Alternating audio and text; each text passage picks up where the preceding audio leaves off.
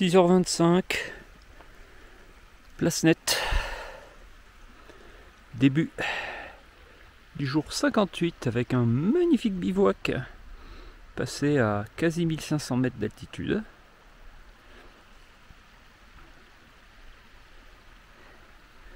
Un ciel un peu encombré ce matin, mais la météo n'est pas annoncée pluvieuse, je pense que ça va ressembler à hier.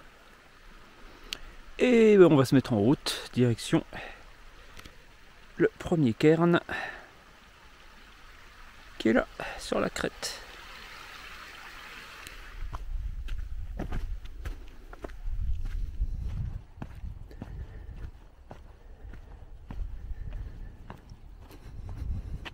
Je vais remonter un peu à nouveau au-dessus de 1500, passer ce genre de col. Et puis là, ça m'a l'air d'être à plat, puis on descend douce, puis on descend plus raide. Ah, le soleil ne se montre vraiment encore que très timidement. C'est blafard.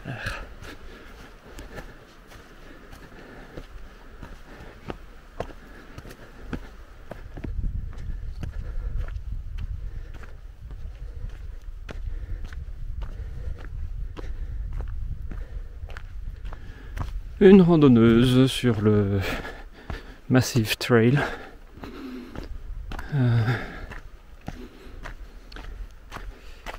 Avec il n'y a pas foule, il n'y a pas foule, il n'y a pas foule.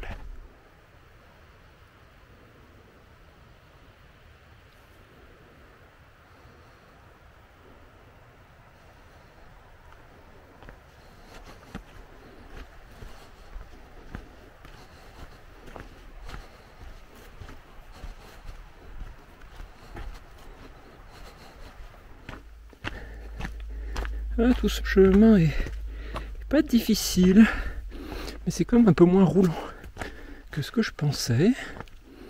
Ça consomme de l'énergie, mine de rien. J'aurais bien mérité une bonne pause là, au Preisdalen. Là. Il y a un refuge gardé, et puis à peine plus loin un refuge DNT non gardé, qui est celui que je vise pour être peinard. Tac, voilà, meilleure balance des lumières. C'est triste ce matin avec cette météo. Ça me prive d'entrain pour marcher.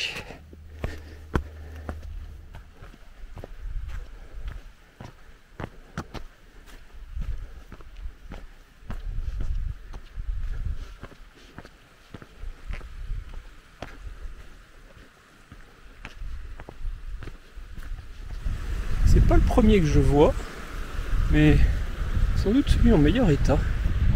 Ouais, est-ce que c'était un abri? Ouais, il semblerait. Bon, allez, encore une traversée de rivière. Bon, elle fastoche celle-là. Fastoche. Mais il faut quand même que j'utilise le bâton. Donc je range la caméra.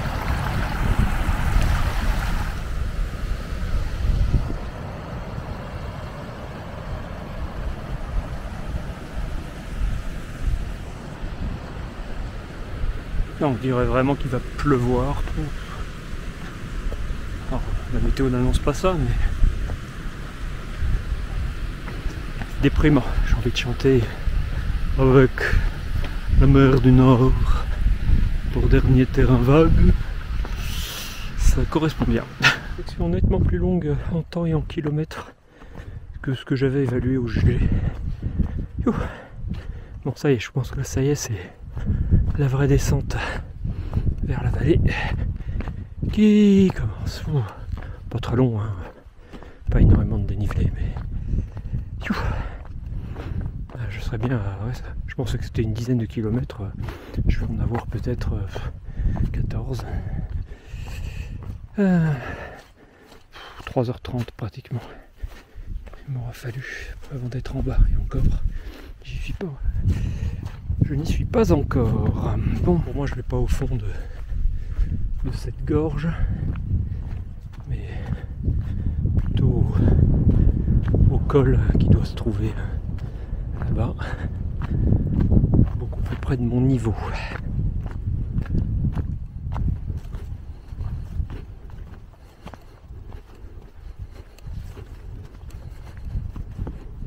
Voilà le refuge gardé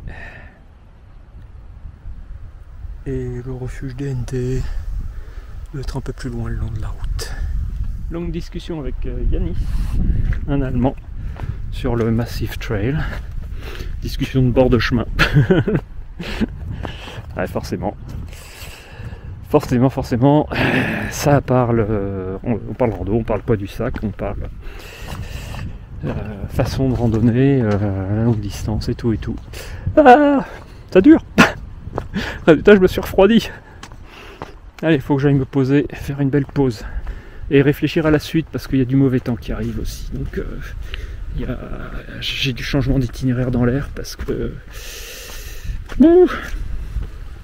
faut que je réfléchisse. Voilà, comme d'hab. Cabane BNT de Skarvheim. J'espère qu'il y a de l'électricité. C'est quand même. Longue pause, mais c'était nécessaire pour recharger les appareils. Bon, on va essayer d'aller au minimum jusqu'à Björndalsbo. Ça fera pas les 40 km, c'est sûr. Et sinon encore plus loin, Jungdalshuta, mais ça, j'ai peur que ça soit Jungdalshuta. J'ai peur que ça soit trop loin, en revanche. Et après, je peux camper, bien entendu, évidemment. Sachant que dans la nuit d'après-demain, il doit pleuvoir, pas mal, beaucoup d'ailleurs. Et donc en fait, il faut surtout que demain soir, je dorme en refuge. Ça sera ça l'important. Allez, tout petit peu de route pour revenir au refuge gardé, là un peu plus loin. Et après de la piste pour entrer dans la montagne, et puis du sentier. Semble-t-il, les sentiers deviennent assez faciles maintenant, donc il faudrait que ça déroule. Descendu de là-bas tout à l'heure. Passé un moment au refuge. Vous voyez le long de la route, entre autres baraques. Et je repars dans la montagne. Pas l'impression que... Bon, un peu de piste, ça va vite redevenir du sentier. Pas l'impression que il y a de difficultés particulières là cet après-midi. Je peux me tromper. Ça fait 3 jours que je suis pas redescendu sous les 1000 mètres. C'est assez important pour être noté. Parce que précédemment, les 1000 mètres c'était que des incursions momentanées. Et là, 3 journées pleines au-dessus de 1000 mètres. Et ça va continuer. Là, je remonte à 1400 mètres. 300 mètres d'ascension. Puis après, bon, j'évolue des hauts et des bas comme ce matin. Là-bas, j'ai mon col à 1400 mètres. Montée gentillette sur un excellent chemin. Un soleil hésitant, très hésitant, avec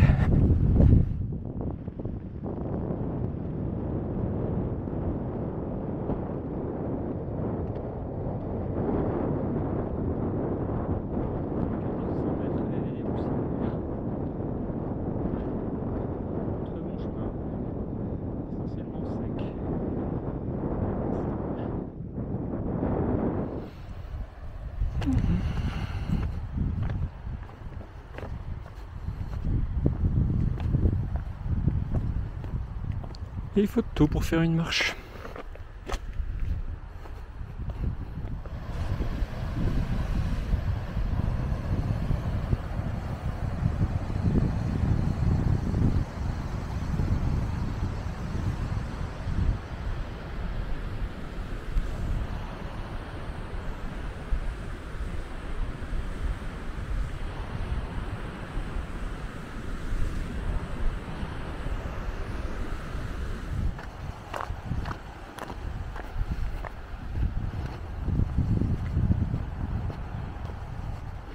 Oh, c'est du boulevard là.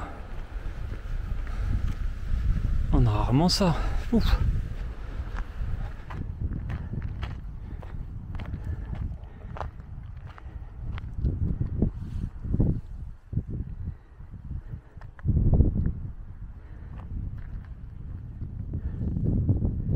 Les paysages défilent. Un peu de caillasse, ça me manquait.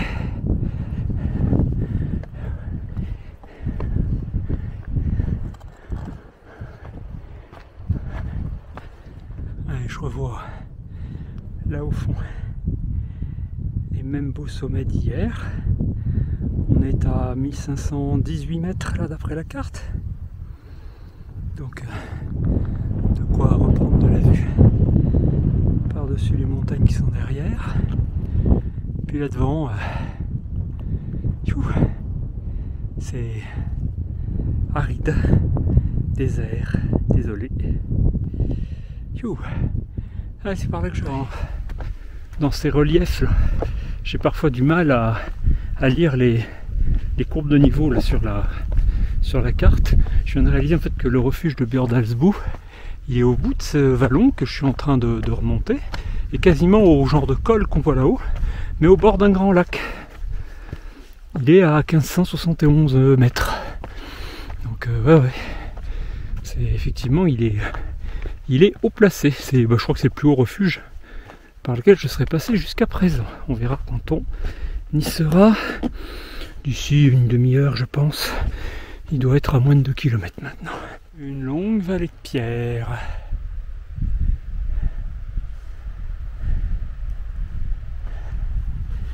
Et à l'instant, d'un coup, Bjordalshuta se révèle.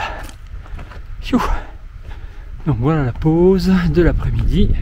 Je m'y arrête une bonne heure. Hein. Il est 15h30, un peu plus. Je repars 17h plus tard.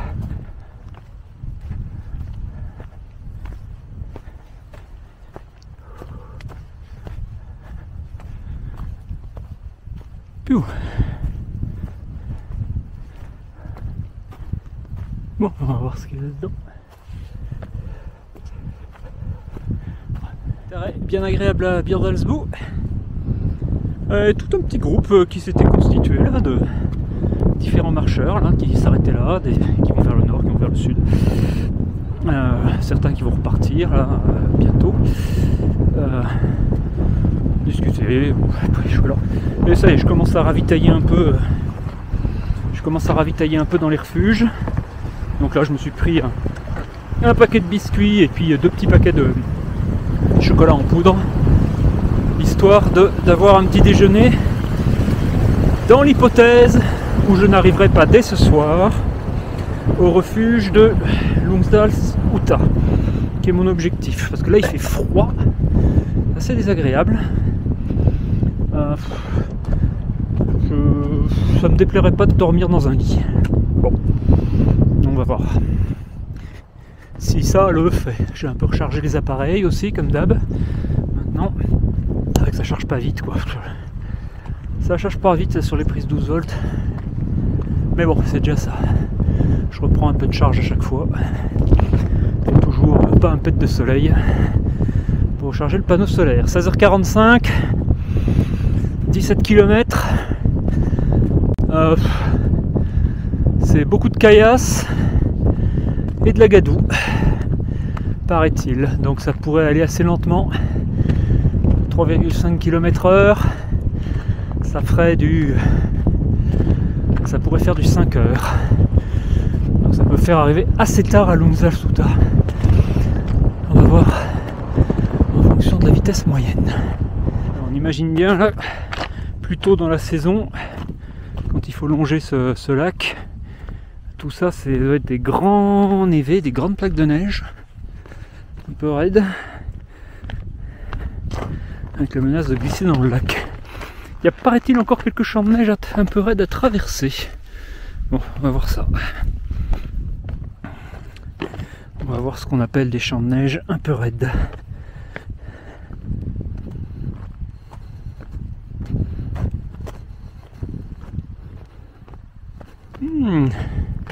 Il se pourrait bien que je doive aller au-delà des 1700 mètres. Je pourrais donc dépasser les 1685 mètres du col dans le Jotunheimen. Et donc, je pourrais donc dépasser mon point le plus haut de la traversée. Je suis déjà au-dessus de 1600 et on monte. On va voir à quelle altitude ça va me faire monter. Je serais content d'avoir un nouveau plus haut là aujourd'hui. C'est juste magnifique. Il y a ce côté sombre qui pourrait effectivement être plus lumineux, quoi. Plus de soleil. Il n'empêche, ces lacs d'altitude, les grands restes de neige, plutôt sympa. Là vraiment j'ai de la montagne. 1717 mètres au GPS. Ça pourra être différent de quelques mètres, pas impossible que je remonte encore un tout petit peu après cet endroit. Il me semble que après ça va descendre et donc je découvre les nouvelles perspectives par là-bas. Encore pas mal de neige, dites voir.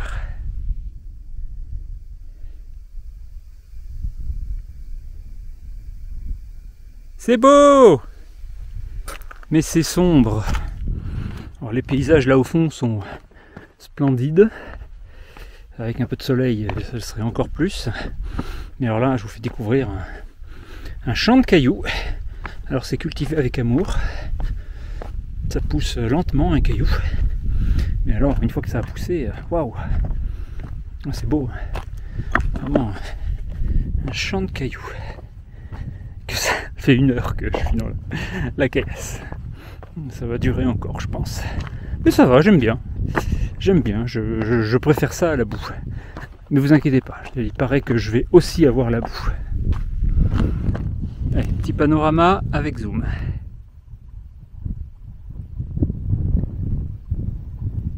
Un peu plus encore. Allez.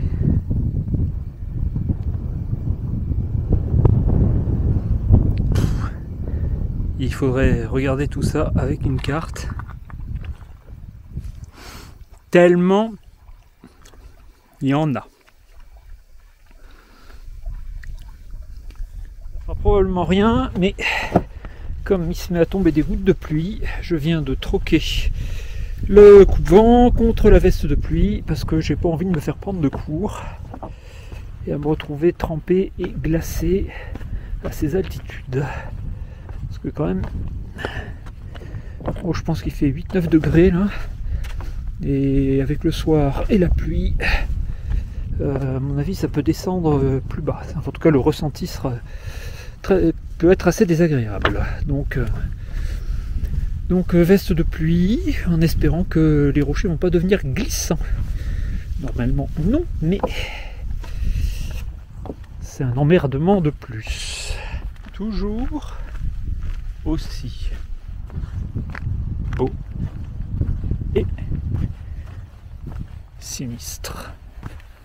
Non, je ne vous l'ai pas déjà montré celui-là. C'en est encore un autre. Encore un autre lac.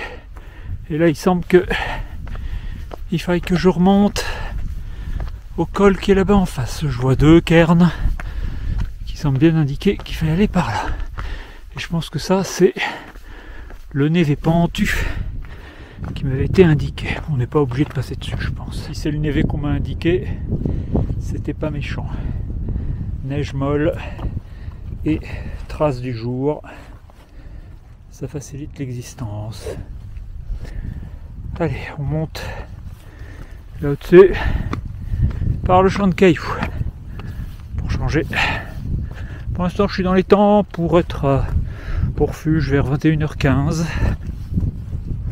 Si la distance indiquée qu'on m'a indiquée est la bonne, je crois que ça doit être un peu plus court que ça. Mais bon, je prends ce qu'on m'a indiqué et j'essaie de tabler là-dessus. Si c'est plus court, tant mieux. Petit col et wow, quel chaos, quel paysage splendide. C'est vraiment splendide.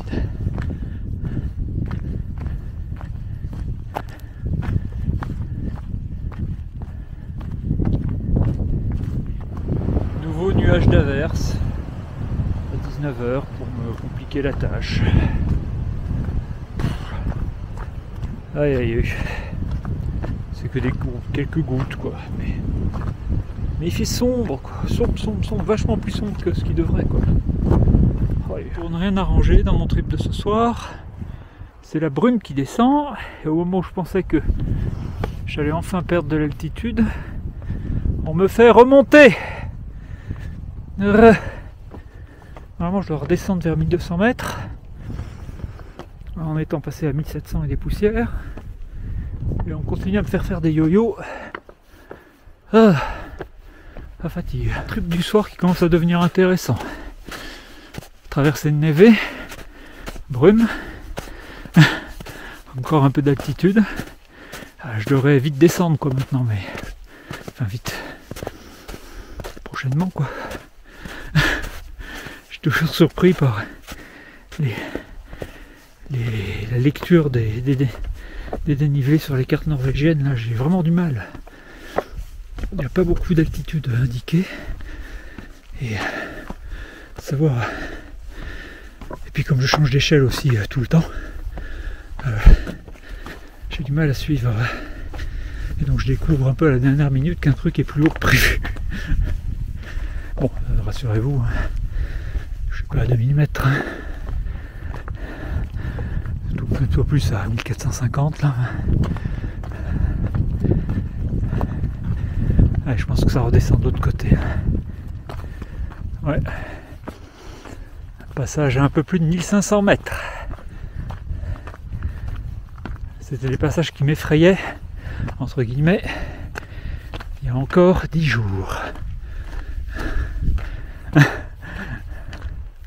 Là maintenant, bon, c'est une petite marche du soir. Toujours aussi sinistre, mais toujours aussi beau. Des lacs partout, des rivières partout, des creux, des bosses, du rocher. La montagne quoi. J'aime. Et puis je vous avais pas donné un détail. En plus de tout ça, entre la brume, la petite pluie, le petit vent froid, les yo-yo, là, le dénivelé, la caillasse, la neige, etc. Je me suis aussi payé un saignement de nez. C'est la deuxième fois sur la traversée, mais en fait c'est une réaction à la vitamine C. Des petits cachets de vitamine C, enfin de vitamines diverses là, que je prends parce que mon alimentation est tellement déséquilibrée que il faut quand même remettre quelques bonnes choses là. J'en prenais trop là à un moment donné et donc là j'ai eu un saignement de nez et donc là j'ai réduit fortement la dose en prenant juste mes 2 cachets le matin. Et ben je vais réduire à 1 cachet. Je sais pas si ça se voit bien à l'image parce que la caméra corrige les éclairages. Mais oh, la lumière est revenue. On avait l'impression que le soleil était déjà couché alors qu'il se couche dans plus d'une heure et que le crépuscule dure une éternité. On avait l'impression que le soleil était couché, qu'il ferait nuit, il allait faire nuit dans un quart d'heure quoi. Oh, c'est stressant parce que moi je suis formé au crépuscule des latitudes moyennes quoi. Ici ça dure une éternité. Bon, je suis pas encore rendu hein. J'ai dû dépasser les 10 km de fait, il en resterait 7. Donc moins de 7. Ça se fait. Changement d'environnement, plus doux, mais forcément plus bouffe. Ça commence.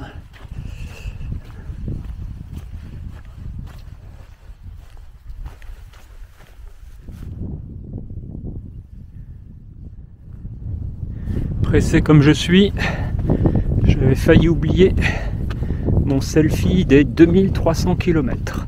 Oh, j'ai un air fatigué dessus. Hein. Ouh, ça se voit.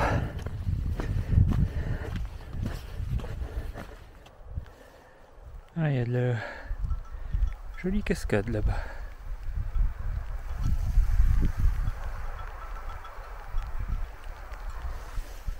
C'est pas ma direction.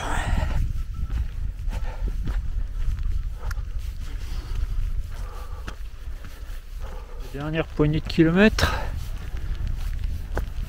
Donc dès que le vallon débouche là dans la grande vallée et sur un lac, je suis au refuge. Il pleut, pleuviote. Le gadou qu'on m'a promis pour l'instant, j'ai vu bien pire. Donc ça va bien, ça m'a pas spécialement ralenti. Faut quand même faire gaffe à la glissade du soir. Quand les gestes se font moins réfléchis, moins posés, mais sinon ça va, une bonne forme. Je pense que je vais avoir mérité ma récompense ce soir. Je vais me faire mon Real Tourmat, celui que je garde pour les jours méritants. Je vais finir à 45-46 km dans la montagne du Massif Trail, ce qui est quand même pas mal. Le total de dénivelé doit aussi être assez important pour la Norvège, 100 ans. Je pense que ça doit faire de 1500 mètres des plus et peut-être même plus de des moins, parce que j'ai dormi à 1500 mètres d'altitude. Donc ouais, un petit dénivelé important pour aujourd'hui, en plus d'un kilométrage conséquent et d'un terrain de caillasse et de petites gadous comme ici. Switch, mais je m'en fous, je suis déjà trempé. Donc allez, bientôt au refuge. Voilà le refuge. Je vois au moins une tente à l'extérieur. J'espère que c'est pas blindé, quand même. Jolie cascade en tout cas. Bon, il est quand même 9h du soir, hein, les enfants. Faut aller se coucher là. Un petit dîner d'abord quand même. Là maintenant, en ce moment, j'ai tout le temps faim. J'ai tout le temps la dalle. Je suis obligé de me raisonner. Mais je pense que j'ai perdu 10 kilos. Je saurai ça qu'au retour. Peut-être même plus. Donc, le corps réclame des compensations.